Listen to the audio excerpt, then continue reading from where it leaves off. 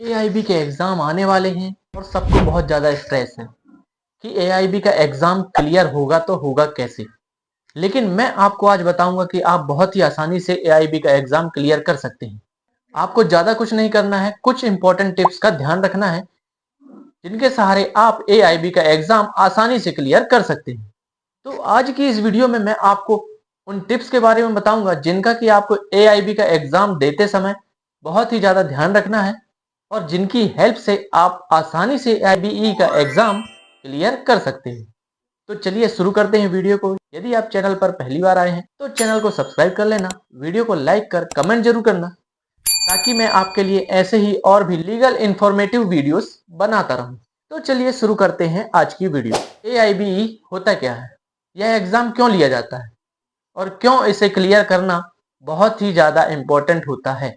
AIB का exam इसलिए लिया जाता है ताकि कंट्री में जितने भी एडवोकेट्स हैं उन्हें परमानेंट लाइसेंस कैसे दिया जाए, क्या वो स्किलफुल हैं भी या नहीं। इसलिए इस एग्ज़ाम को कंडक्ट किया जाता है बीसीआई की ओर से। एआईबी की एलिजिबिलिटी क्या है? आपको एआईबी एग्ज़ाम देने के लिए सबसे पहले आपके पास एलएलबी की डिग्री होना चाहिए और स्टेट बार में आपका एनरोलमेंट होना चाहिए, क्योंकि जो स्टेट बार में आपका एनरोलमेंट होता है वो 2 साल के लिए प्रोविजनल आपको दिया जाता है कि आप 2 साल के अंदर अंदर एआईबी का एग्ज़ाम देकर उसे क्लियर कर लेंगे और परमानेंटली आप एडवोकेट बन जाएंगे और देश के किसी भी हिस्से में आप एज अ एडवोकेट कोर्ट्स में अपीयर हो सकते हैं। अब बात करते हैं कि एआईबी एग्ज़ाम को कैसे क्लियर करना है, आपको किन टिप्स का ध्यान रखना है। सबसे पहले एआईबी जो होता है वह एक ओपन बुक एग्ज़ाम है, यानी कि इस एग्ज़ाम में आप अपने साथ बेयर एक्ट्स ले जा सकते हैं, लेकिन इन बेयर एक्ट्स में जो है कमेंट्री नहीं होना चाहिए। यानी कि जो बिना कमेंट्री के बेयर एक्ट्स हैं आप उन्हें ही इस एग्ज़ाम में ले जा सकते हैं और उन बेयर एक्ट्स से देखकर आप क्वेश्चंस का आंसर दे सकते हैं। तो आपको लगता होगा कि अगर ये ओपन बुक एग्ज़ाम है तो आप बहुत ही आसानी से इसे क्लियर कर लेंगे, लेकिन ऐसा नहीं है। इसमें ऐसे ऐसे सवाल पूछे जाते हैं जिनका कि आपको आंसर उस बुक में ढूंढते ढूंढते ही घंटों निकल जाएंगे और आपको पता भी नहीं चलेगा कि आपका टाइम कैसे पूरा हो गया और आपके तो 20 क्वेश्चन भी हल नहीं हुए हैं। ऐसे में आपको कैसे इस एग्ज़ाम को क्लियर करना है, इस पर बात करते हैं। इस एग्ज़ाम को क्लियर करने के लिए आपको ज़्यादा नहीं, सिर्फ 40% मार्क्स ही ऑब्टेन करने होते हैं, यानी कि 40% अंक आप लेके आएंगे तो आपका एग्ज़ाम क्लियर हो जाएगा। और इसमें बहुत अच्छी बात है कि इसमें नेगेटिव मार्किंग भी नहीं होती, यानी कि यदि आपने कोई गलत जवाब दिया तो भी आपके मार्क्स नहीं काटे जाएंगे। तो चलिए बात करते हैं कि कौन से टिप्स को हमें ध्यान में रखना है। सबसे पहले, जैसे ही आपको एग्ज़ाम में क्वेश्चन पेपर आपके हाथ में आता है, आपको क्या करना है, सबसे आसान क्वेश्चनों को आपको ढूंढना है। पेपर को पहले पूरी तरह पढ़ना है, उसमें देखना है कि आपको किन क्वेश्चंस के आंसर्स बन रहे हैं या आपको उनके आंसर पता है। सबसे पहले आप उसे टिक करें और अपनी ओएमआर शीट में फिल भी कर दें ताकि आपका एग्ज़ाम जो है टाइम कंज्यूमिंग ना रहे। बहुत से लोग क्या करते हैं कि उन्हें जो जो आंसर आते हैं पहले टिक कर लेते हैं, फिर उन्हें कंफर्म करेंगे बुक से, जिसमें उनका टाइम बहुत ज़्यादा लगता है और कंज्यूमिंग भी होता है। यदि आप 100% श्योर हैं कि इसका जवाब यही है तो आप उसे फिल कर ही दें, क्योंकि आपने कुछ तो तैयारी की होगी और यदि आपने तैयारी की है तो आपको उस क्वेश्चन का आंसर पता होगा। इसलिए आप उसमें टाइम कंज्यूम ना करें और उसे फिल करके ओएमआर शीट में भी उसे फिल कर दें ताकि आपका जो है टाइम ज़्यादा से ज़्यादा बचे। इसके बाद आपको क्या करना है, आपको उन क्वेश्चंस को देखना है जो कि बहुत ही ज़्यादा टफ हैं और जिन्हें ढूंढने में भी बहुत टाइम लगेगा। इसलिए आप उन्हें सबसे लास्ट में करें और उससे पहले देखें कि आप एक्ट वाइज क्वेश्चन ढूंढें, जैसे कि सीपीसी हो गया, बीएनएसएस हो गया, बीएनएस हो गया, कॉन्स्टिट्यूशन हो गया, एविडेंस एक्ट हो गया। इन्हीं सब्जेक्ट से जो है सबसे ज़्यादा सवाल पूछे जाते हैं। सबसे ज़्यादा आसान होगा एविडेंस एक्ट, क्योंकि ये एक्ट छोटा है। इसमें आप देखते जाएं कि आपको कौन से क्वेश्चन के जवाब पता है और उन क्वेश्चंस के जवाब जो है आप बेरेक्स में देखें और वहां से आपको मिलता है तो आप तुरंत ही उसे ओएमआर शीट में फिल कर दें। एआईबी में एक और बड़ी चीज है कि इसमें इसमें पूछे जाते हैं केस लॉस। बहुत ज्यादा केस लॉ भी पूछे जाते हैं। ये केस लॉ तो जाहिर है आपको मुंह जबानी याद होती नहीं है और इन्हें बुक में ढूंढना भी बहुत ही ज्यादा मुश्किल होता है। ऐसे में आप इन केस लॉ को क्या कर सकते हैं, कैसे याद कर सकते हैं?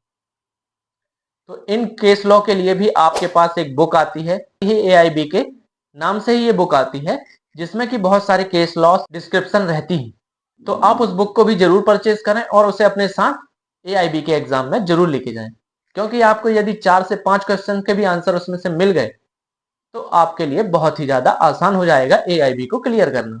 एआईबी में बहुत से लोग सबसे बड़ी गलती करते हैं कि क्वेश्चन पेपर में पहले वो टिक कर लेंगे, पूरा क्वेश्चन तो पढ़ लेंगे एक बार, लेकिन फिर क्या करते हैं कि उन्हें जो आंसर आ रहे हैं उन्हें टिक करेंगे, फिर उसके बाद बुक में उन्हें ढूंढेंगे और उन्हें मिलने में भी बहुत ज्यादा टाइम लगता है। ऐसे में उनको जो है 40 क्वेश्चन करने में ही 3 घंटे कब निकल जाते हैं पता नहीं चलता।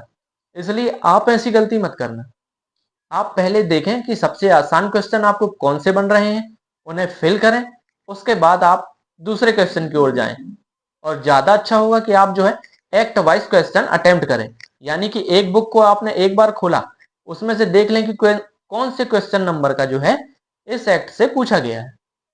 आप उन क्वेश्चन नंबर को नोट करके उसमें देखें, उनका आंसर ढूंढें, एक बार में उतने क्वेश्चन आपने अटेम्प्ट किए, उसके बाद आप दूसरे एक्ट की तरफ जाएं।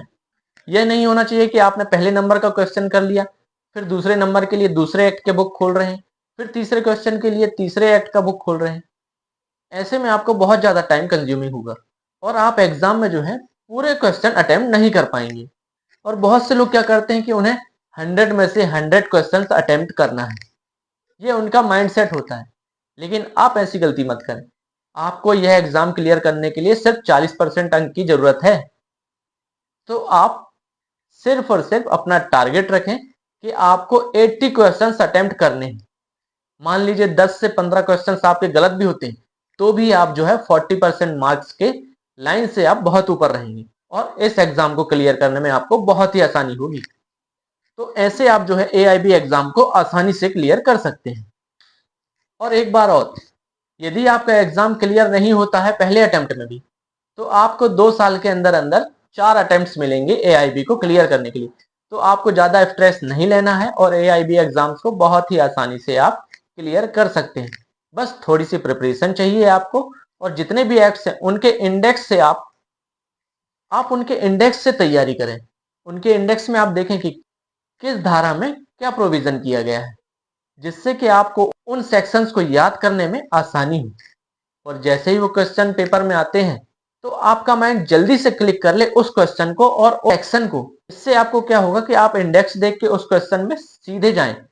ये नहीं कि आप बुक पलटाते रहें पेज बाय पेज और आपको वो क्वेश्चन ढूंढने में बहुत ज्यादा समय लगे। इसलिए इंडेक्स को बहुत अच्छे से याद कर लें। इंडेक्स से आपको बहुत ज्यादा हेल्प मिलेगी इस एग्जाम को क्लियर करने में। आई होप ये टिप्स आपको जो है बहुत ज्यादा हेल्प करेंगे आपको एग्जाम क्लियर करने में। तो आपको ये वीडियो पसंद आया तो वीडियो को लाइक करें और चैनल को सब्सक्राइब जरूर करना। तो चलिए मिलते हैं अब अगली वीडियो में।